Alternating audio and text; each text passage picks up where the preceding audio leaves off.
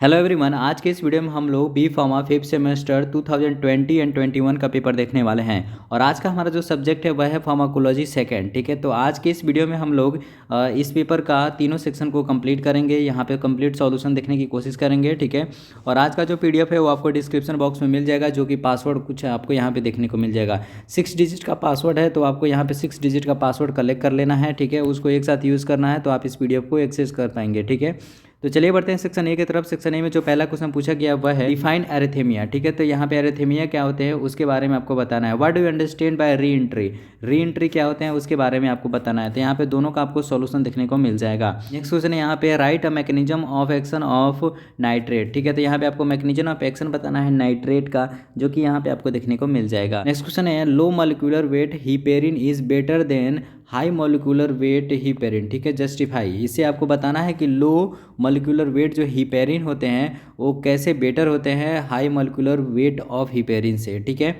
Next question यहाँ पे है how aspirin act as anti platelets. ठीक है, तो यहाँ पे एस्प्रिन जो है वो कैसे एंटी प्लेटलेट्स यूज होते हैं उसके बारे में आपको बताना है। ठीक है, नेक्स्ट क्वेश्चन है यहाँ पे summarise the physiological and pathological role of prostaglandin on uterus and cardiovascular system. ठीक है, तो यहाँ पे आपको physiological role of prostaglandins on uterus के बारे में बताना है, पैथोलॉजिकल रोल बताना है प्रोस्टाग्लैंडिन्स ऑन यूट्रस। ठीक है, तो यहाँ पे आपको सारे क्वेश्चन का डिटेल में लिखना है, 2 मार्क्स में है तो आपको उसी बेसिस पे लिखना है। क्वेश्चन है illustrate the mode of action of allopurinol and anti gout drugs. ठीक है, तो आपका दोनों देखने को मिल जाएगा। ठीक है, नेक्स्ट क्वेश्चन है यहाँ पे enlist the various endocrine glands and hormone secreted by each of them. ठीक है, तो यहाँ पे आपको वेरियस इंडोक्राइन ग्लैंड्स लिखना है और उसका सीक्रेशन भी लिखना है, जो कि आपको यहाँ पे देखने को मिल जाएगा।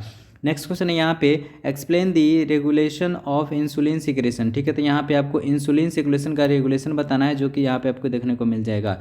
नेक्स्ट क्वेश्चन है define bioassay, classify the various type of bioassay. ठीक है, तो यहाँ पे आपको बायोएसे के बारे में बताना है, उसके बाद से क्लासिफिकेशन बताना है। ठीक है, नेक्स्ट क्वेश्चन है यहाँ पे व्हाट आर एनाबोलिक स्टेरॉइड। ठीक है, तो एनाबोलिक स्टेरॉइड क्या होते हैं उसके बारे में आपको यहाँ पे बताना है। तो इस तरह से हमारा जो सेक्शन ए है वो कंप्लीट होता है। चलिए बढ़ते हैं सेक्शन बी की तरफ। सेक्शन बी में जो पहला क्वेश्चन पूछा गया वह है classify the drugs of HCF, describe the mechanism and pharmacological action of uterus. ठीक है, इंट्रैक्शन ऑफ डिजिटलिस। ठीक है, तो यहाँ पे आपको HCF के बारे में सबसे पहले तो यहाँ पे क्लासिफिकेशन करना है। ठीक है, जो कि यहाँ पे किया गया है। ठीक है, उसके बाद से आपको mechanism and pharmacological action and use बताना है इंट्रैक्शन ऑफ डिजिटलिस। ठीक है, तो यहाँ पे आपको इंट्रैक्शन ऑफ डिजिटलिस का यानी डिजिटलिस का यहाँ पे सब कुछ बताना कि यहाँ पे आपको देखने को मिल जाएगा फार्माकोलॉजिकल, थेरेपेटिकल, ठीक है, इंट्रैक्शन, उसके बाद से आपको ट्रीटमेंट, सब कुछ यहाँ पे देखने को मिल जाएगा। नेक्स्ट क्वेश्चन है यहाँ पे इनलिस्ट NSAIDs। ठीक है, तो यहाँ पे आपको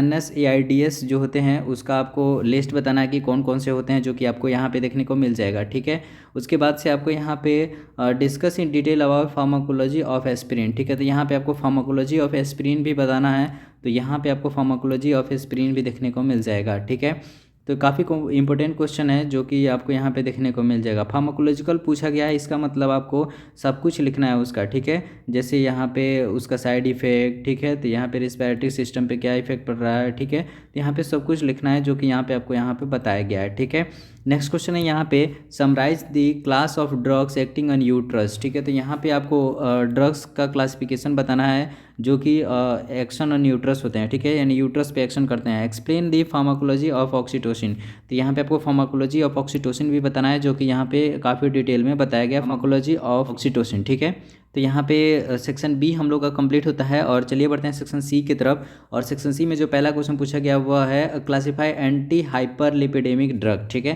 तो यहाँ पे आपको एंटी हाइपर लिपिडेमिक ड्रग्स के बारे में जो क्लासिफिकेशन है वो देखने को मिल जाएगा। ठीक है, उसके बाद से discuss the pharmacology of HMG को एंजाइम ए रिडक्टेज इनहिबिटर। ठीक है, तो यहाँ पे आपको एंटी हाइपरलिपिडेमिक्स ड्रग्स के बारे में क्लासिफिकेशन करना है। उसके बाद से आपको यहाँ पे जो HMG को एंजाइम रिडक्टेज इनहिबिटर है उसका फार्माकोलॉजिकल बताना है। तो यहाँ पे काफ़ी डिटेल में फार्माकोलॉजिकल बताया गया है, जो कि आप यहाँ पे देख सकते हैं। ठीक है, नेक्स्ट क्वेश्चन है यहाँ पे व्हाट आर हीमेटेनिक्स। ठीक है, तो यहाँ पे आपको हीमेटेनिक्स क्या होते हैं उसके बारे में बताना है। उसके बाद से discuss the pharmacological action and use of iron. ठीक है, तो यहाँ पे आपको फार्माकोलॉजिकल एक्शन बताना है और यूज़ भी बताना है आयरन का, ठीक है। तो यहाँ पे आपको यूज़ ऑफ फार्माकोलॉजिकल एक्शन यहाँ पे देखने को मिल जाएगा, ठीक है। नेक्स्ट क्वेश्चन है यहाँ पे illustrate mode of action use and adverse reaction of warfarin sodium, ठीक है। तो यहाँ पे आपको एक्शन बताना है, एक्शन एंड मैकेनिज्म बताना है, ठीक है, वारफ्रिन सोडियम का। ये भी काफ़ी इंपॉर्टेंट क्वेश्चन है, एक बार क्वेश्चन ये पूछा गया है तो आप देख सकते हैं, ठीक है। नेक्स्ट क्वेश्चन है डेमोस्ट्रेट दी आर्केनोइड्स एसिड पाथवे, ठीक है। तो यहाँ पे आर्केनोइड एसिड पाथवे के बारे में आपको डेमोस्ट्रेट करना है, जो कि यहाँ पे आपको देखने को मिल जाएगा, ठीक है। उसके बाद से यहाँ पे नेक्स्ट क्वेश्चन पूछा गया था explain the physiological and pathological role of warfarin sodium, ठीक है। तो यहाँ पे आप वारफ्रिन सोडियम का यहाँ पे फिजियोलॉजिकल रोल्स और यहाँ पे आपको पैथोलॉजिकल रोल और फिजियोलॉजिकल यहाँ पे बताना है, ठीक है, जो कि यहाँ पे आपको देखने को मिल जाएगा। नेक्स्ट क्वेश्चन है classify various type of diabetes, ठीक है। तो यहाँ पे आपको डायबिटीज़ के बारे में बताना है, explain mode of action, adverse reaction and interaction and use of insulin, ठीक है। तो यहाँ पे सब कुछ बताना है जो कि क्वेश्चन में पूछा गया है, जो कि यहाँ पे आपको देखने को मिल जाएगा, ठीक है। काफ़ी डिटेल में सारे क्वेश्चन को सॉल्व किया गया है। अगर आप इस तरह से एग्जाम हॉल में लिखते हैं तो आपको गुड मार्क्स मिल जाएंगे, ठीक है। क्लासीफाई थायराइड इनहिबिटर, ठीक है। नेक्स्ट क्वेश्चन है क्लासिफाइड थायराइड इनहिबिटर, जो कि यहाँ पे आपको देखने को मिल जाएगा solution. Explain the pharmacology of thiamine, ठीक है। तो यहाँ पे आपको फार्माकोलॉजी बताना है थायमाइन का, ठीक है, जो कि यहाँ पे आपको देखने को मिल जाएगा, ठीक है, थायमाइन्स का फार्माकोलॉजी, ठीक है। उसके बाद से यहाँ पे है describe the various type of oral contraceptive, ठीक है। तो ओरल कंट्रासेप्टिव का आपको टाइप लिखना है, भी काफ़ी इंपॉर्टेंट क्वेश्चन है, ठीक है, जो कि हर साल पूछा जाता है। Explain the rationales of oral contraceptive, ठीक है। तो यहाँ पे रेशनल भी बताना है ओरल कंट्रासेप्टिव का, जो कि यहाँ पे आपको देखने को मिल जाएगा, ठीक है। काफ़ी डिटेल में सारे क्वेश्चन को सॉल्व किया गया है, जो कि यहाँ पे आपको देख सकते हैं। इस तरह से हमारा जो सेक्शन सी है वो भी कंप्लीट होता है। आई होप कि आपको यह वीडियो अच्छी लगी होगी, ठीक है। मिलते हैं नेक्स्ट वीडियो में, तब तक के लिए बाय, टेक केयर, जय हिंद।